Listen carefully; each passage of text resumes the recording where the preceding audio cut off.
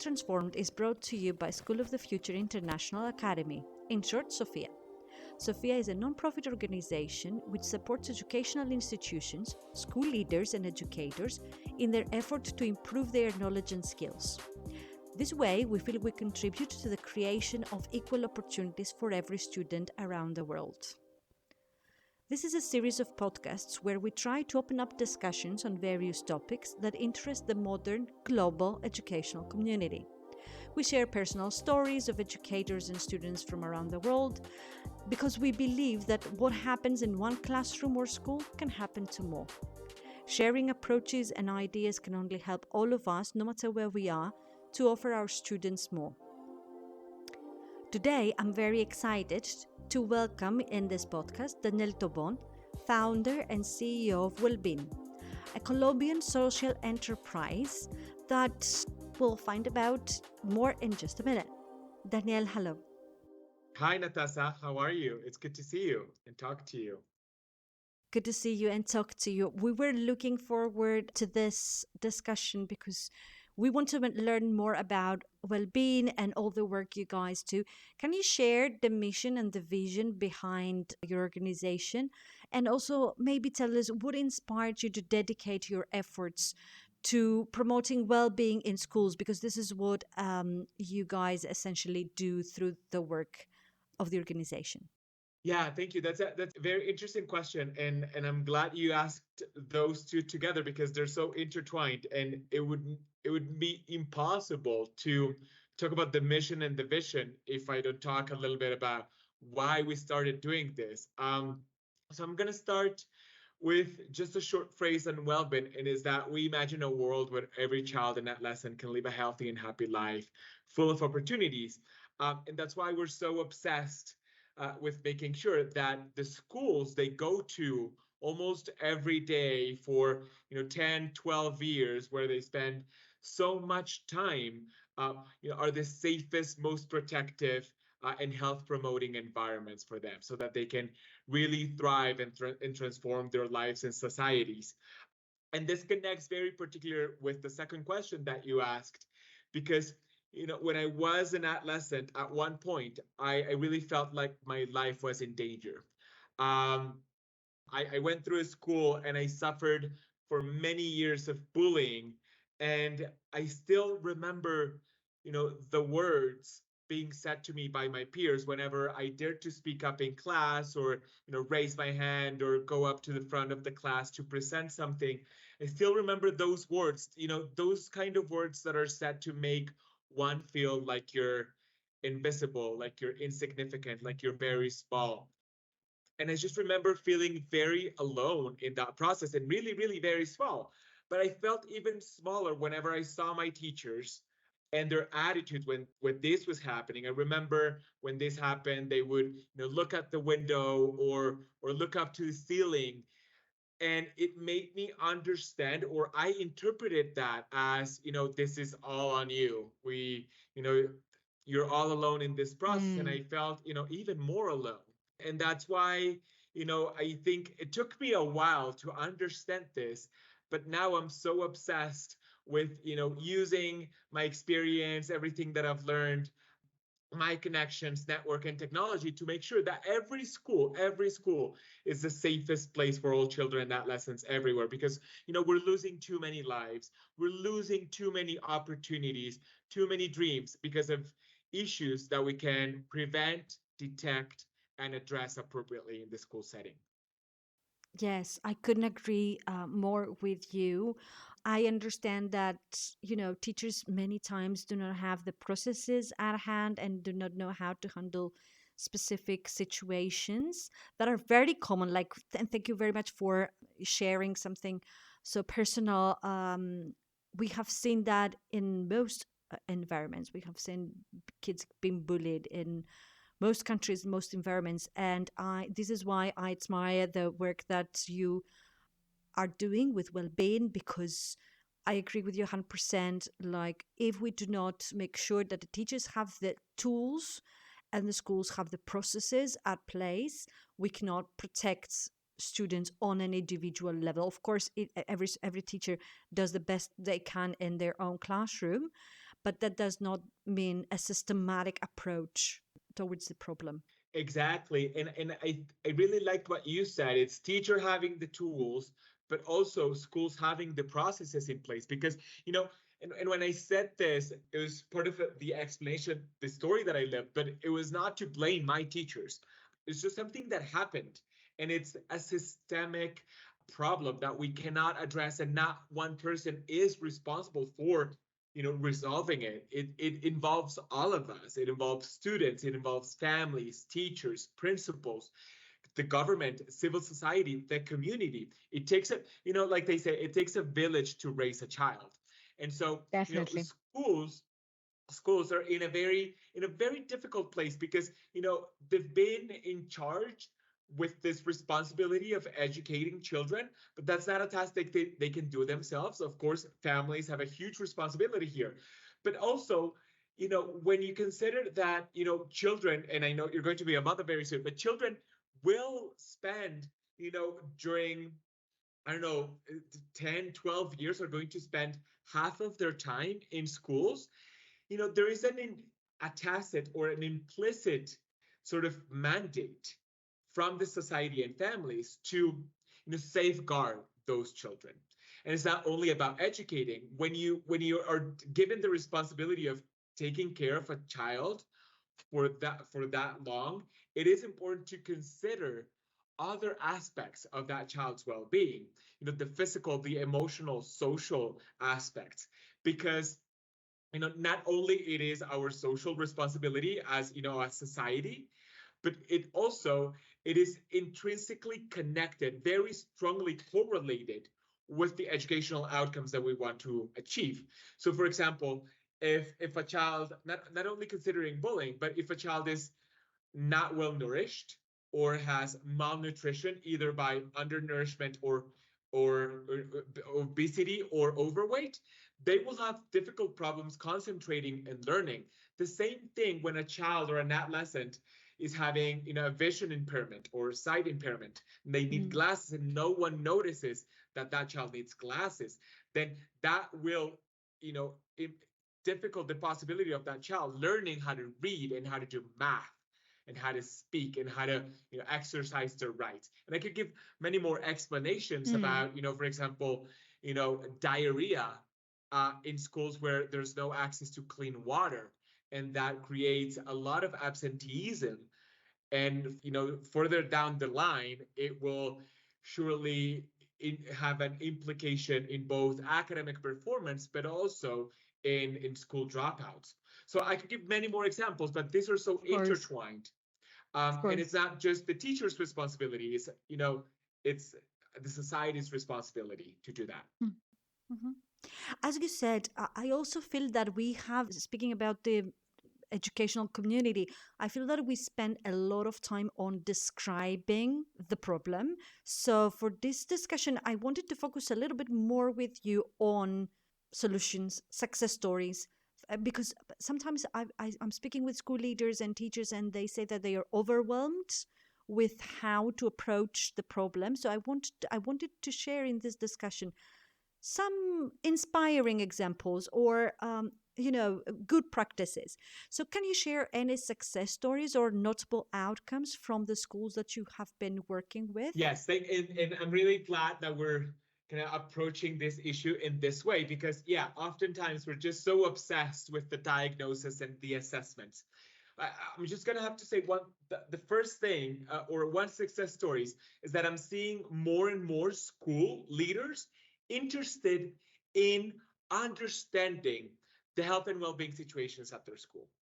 And that includes an assessment, because it is a reality that schools and the education sector is overwhelmed with assessments, academic assessments, and we know that what's the case there.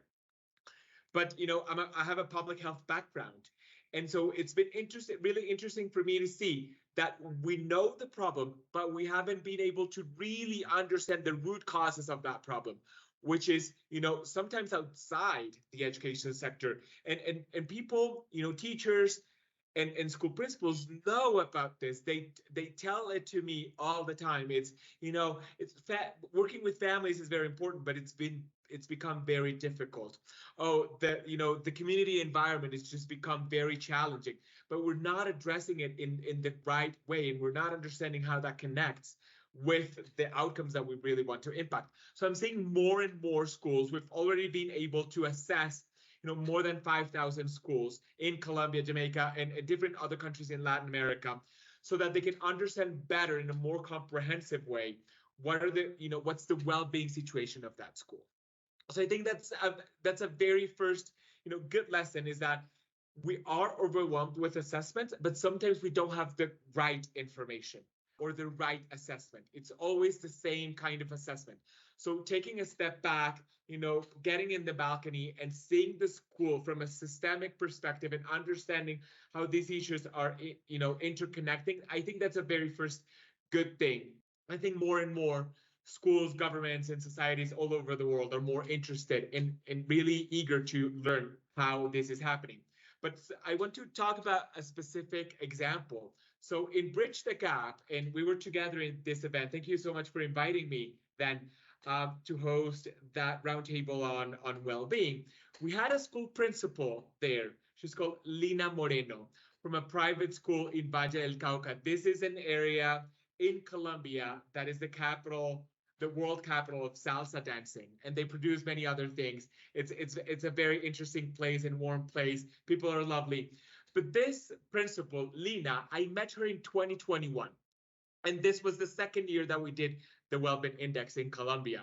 She took the assessment and she said, listen, Daniel, I really want to talk to you. We got a 57% score out of 100 points possible.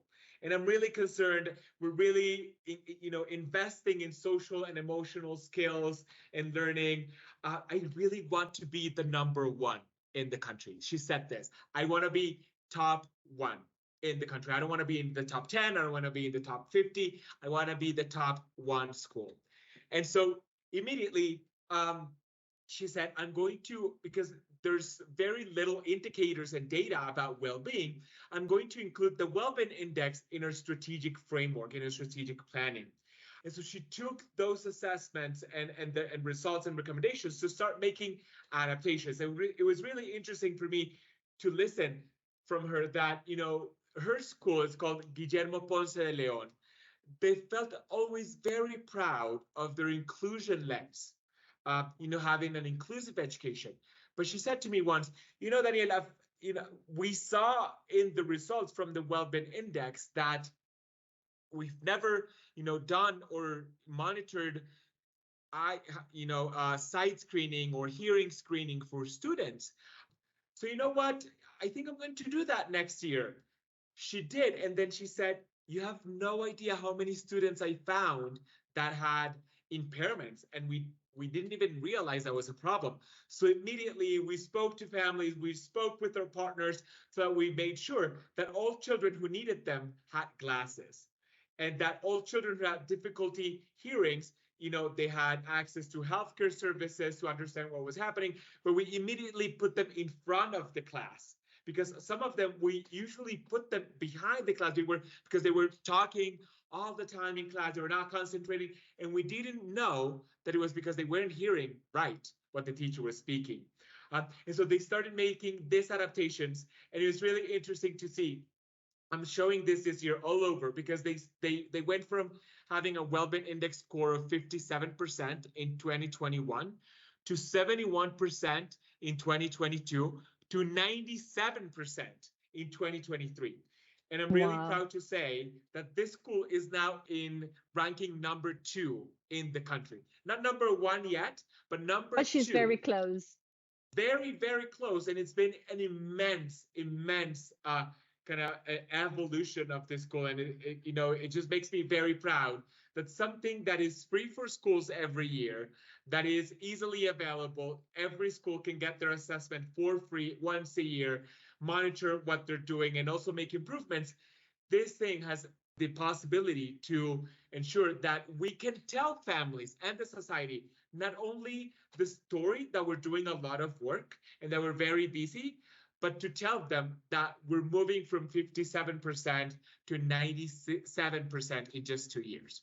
That shows real commitment, that shows Yes. clarity, that shows transparency, and it builds trust with everyone involved. And it doesn't take as long as people might suspect. It takes as long as you find this little, as you said, like I would have never thought about that maybe some of the most disruptive students in my classroom could have a hearing impairment or a vision impairment or something. So yes, when you find what indications of what is wrong, then it doesn't take as much time to make changes in the school environment that would affect the children profoundly in the end. And I guess their academics scores changed as a result of their well-being being improved. I don't know if you have data on this, but I would definitely suspect that. Yes, actually, Lina messaged me last week and she said, "Hi, Daniel. I'm going to share with you that we're ranking number 12 among 900 schools in our region in the standardized academic test that the Mm-hmm. country takes." And she says, although many of our students are from vulnerable backgrounds and low social economic stratum, it is very important that they can achieve this greatly and that we can perform this good. And I know, she says, and I'm reading this right now, she says, "I know this is made by working on students and teachers' well-being.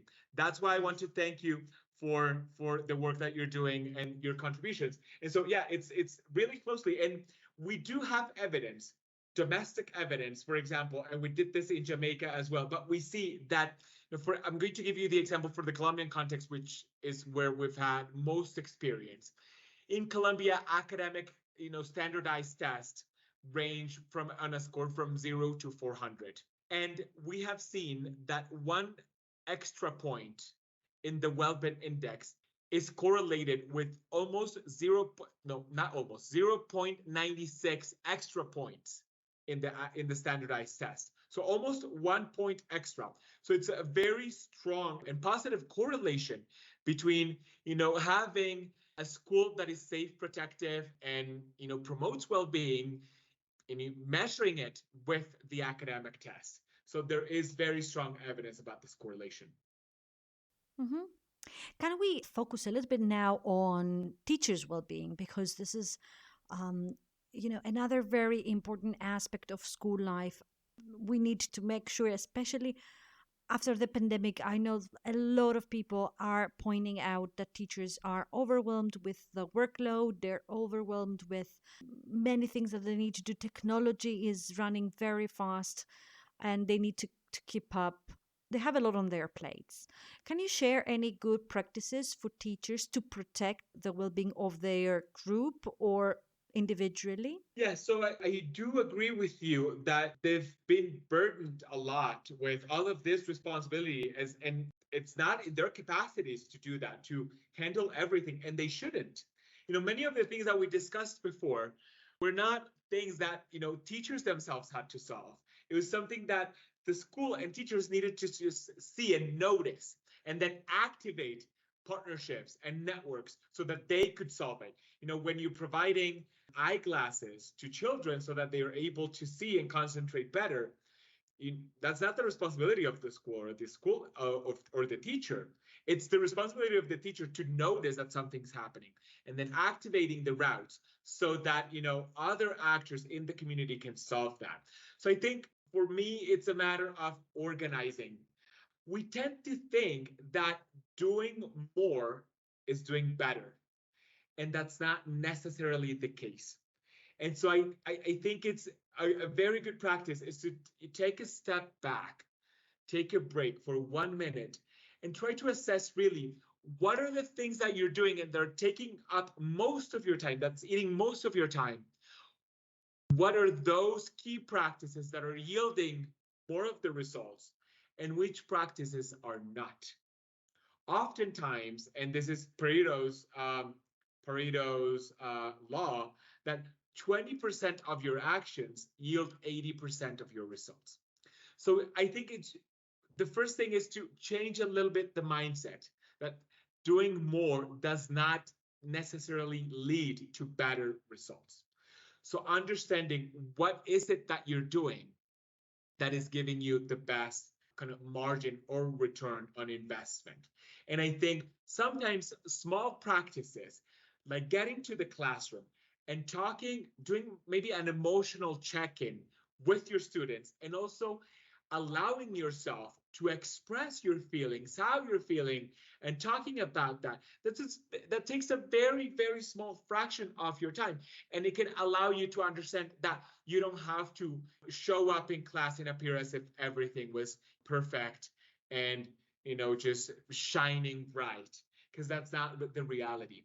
And the time, and as you start sharing and talking about your emotions, it doesn't mean that you have to solve every problem that comes up. It's just a matter of exposing them and giving that a place. So if you say, I'm having a bit a headache these days. So I really want you to understand that I'm very sensitive and I've been feeling very bad and sad. And I just wanted to share this in the class because I think it's important. It's important that you know what I'm going through. And if you allow students to do that, it can take, 10, 15 minutes of the beginning of the day or the beginning of the class, but that could yield a huge return on your personal well-being. So that's one thing. The other thing for me is, making sure that teachers actually become more engaged with the school administration to understand, what are the practices, institutional practices that we can put in place so that teachers can have time to do self-care, because that's important. But also, what are the institutional practices for community care? What are we doing to care for one another? What are the processes, the spaces that we're giving teachers to talk about their emotions, or not only their emotions, but their stressors in life? Sometimes it's family issues, sometimes there are financial issues. And so how are we creating those spaces and those channels so we can voice and express this, and so that the schools can do a better job in addressing the most pressing needs of teachers? So these are two small practices that I think could yield big results. Thank you. Thank you for two very, very good points. I will now move the focus a little bit to policy reforms. Do you have any tips? Could you give us three tips, for example, of policy reforms or actions that are simple, doable, but in your opinion, effective, and school leaders can go tomorrow to their schools, no matter where in the world they are, apply them, and, as you said, yield good results when it comes to teachers and students' well-being, right? So are you talking about school policies? School policy reforms, School yes. policy reforms, but at the school level, not at the government level. Yes, yes. Okay, so the first thing, and I would say this for the government and for the schools, is the first thing that you need to do. It's really have a baseline. So assess what's your baseline. You don't know if you're making improvement if you don't know where you're starting from. And I'm biased here, but I encourage you to use the Welbin Index. We have it online, www.welbin.org, and we can share this maybe in the podcast notes. So take that. It's a free assessment so that you have a baseline of where you're standing. This Wellbeing Index will not only give you a summary report on how your school is complying with the highest standards to promote health and well-being in your school, but it will also give you disaggregate indicators on how your school is doing in terms of school climate and inclusion, in terms of mental health and emotional health, in terms of sexuality and gender equality, in terms of healthy nutrition and lifestyle, and physical integrity and security. These 5 indicators will give you a baseline on where you're standing in each of these areas that affect the life of your school. Not only students' life at the school, but also their teachers' experience. So having that baseline will allow you to prioritize. You cannot do it all. And I'm going to say this again. You as a school leader, as a teacher who are listening to me, you cannot do it all. You have to prioritize. Otherwise, you'll go insane, you'll be overwhelmed, and you'll not be able to help yourself or help others. So prioritize. Pick one area where you want to make an improvement and take the results that this Welbin index is giving you and maybe prioritize three actions. Maybe one action for the short term, one action for the medium term, maybe in 6 months, and one action for 1 year term. This will allow you to have a concrete plan on the most pressing needs of your school and have a systemic approach to this, but also evidence based. So they can share with the teachers, with the families, with the students. Yes, we have this problem, and we acknowledge that we have this problem. This is where we're standing right now, and this is my plan for the next year. And I need you to help me make this plan a reality. And then you'll be able to show the next year how you've improved, objectively speaking. You can tell with the number, with the figure, how you have changed this. And again, this is from my public health perspective. You need to have a proper diagnosis to ensure that you have an action plan or an intervention that is based on the evidence that you have.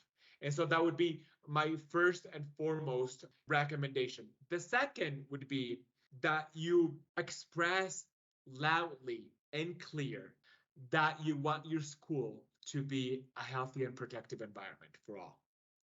Just expressing that to families, to students, will foster and engage people in discussions about how we can achieve that vision. It doesn't mean that you have to be that right now. That's not the reality. But ensuring that that is your mission, that you want to create a school where everyone feels safe, easy, calm, and happy to go to, will enable conversations that will allow you to get to that point. Lovely.